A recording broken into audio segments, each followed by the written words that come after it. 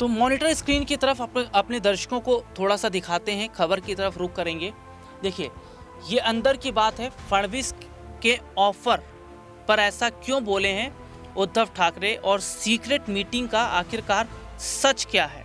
क्योंकि हर खबर जो मैं अपने दर्शकों को दिखा रहा हूँ बहुत लॉजिक तरीके से दिखा रहा हूँ, और महाराष्ट्र की सियासत की स्थिति के बारे में भी बता रहा हूँ।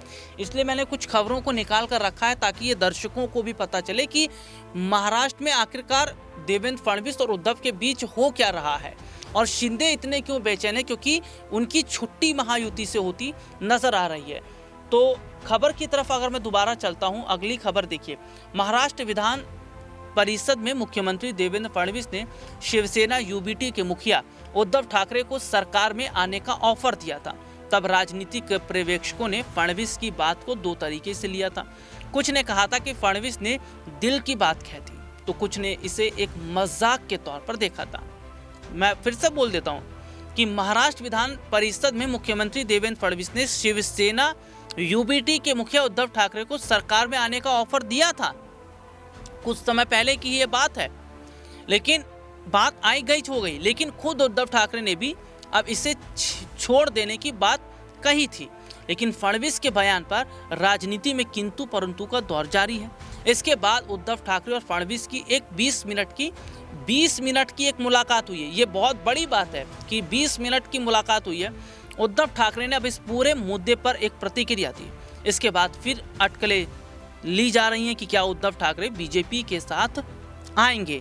तो क्या बीजेपी के साथ उद्धव ठाकरे आते नजर आएंगे, और ये तस्वीर मैं अपने दर्शकों को दिखा ही रहा हूं। और देखिए, सबसे बड़ी बात क्या है कि आखिरकार क्यों बीजेपी उद्धव को बार बार ऑफर दे रही है। पहले भी ऑफर दिया गया था, लेकिन उद्धव ठाकरे ने मना कर दिया। और दोबारा ऑफर देने का मतलब क्या है। दरअसल अपने दर्शकों को यहाँ पर बताएं कि जो एकनाथ शिंदे हैं, बीजेपी उन पर भरोसा नहीं कर रही है।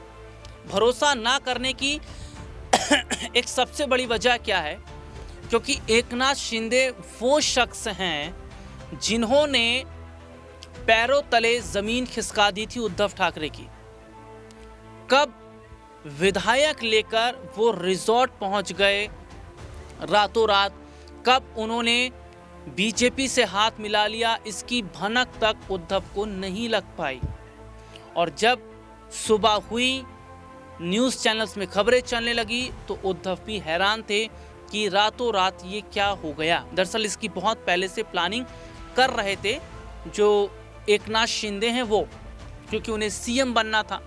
तो ऐसे में देखा जा रहा है कि बीजेपी इसलिए उन पर भरोसा नहीं कर रही है कि कब वो महायुति के अंदर बड़ी जो दरार है वो बड़ी दरार डाल दे, कब वो और विधायकों को और लोगों को अपने साथ मिलाकर जो है नुकसान बीजेपी को पहुंचा दे, महायुति के लिए मुश्किल खड़ी करें।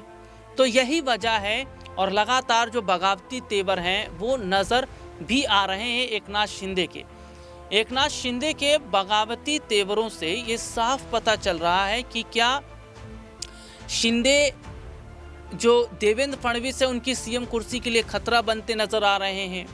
क्या आने वाले समय में वो देवेंद्र फडणवीस की कुर्सी को भी गिरा सकते हैं, क्योंकि एकनाथ शिंदे एक बेहतर खिलाड़ी राजनीति के माने जाते हैं।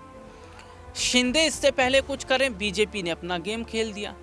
उन्होंने उद्धव को फिर ऑफर दिया, और 20 मिनट तक जो बातचीत हुई, इससे ये साफ पता चल रहा है कि भैया अब शिंदे को अपना डिप्टी सीएम पद छोड़ना पड़ेगा। उन्हें महायुति से बाहर का रास्ता दिखा दिया जाएगा, क्योंकि शिंदे की बगावत अब बीजेपी से सहन नहीं हो रही है। शिंदे इससे पहले फडणवीस की कुर्सी गिराएं या महायुति में दरार डालें, उससे पहले देवेंद्र फडणवीस ने उद्धव को ऑफर दे दिया है। और उद्धव और फडणवीस का एक साथ आना ही ये बताता है कि महाराष्ट्र में अब शिंदे का गेम होना तय है।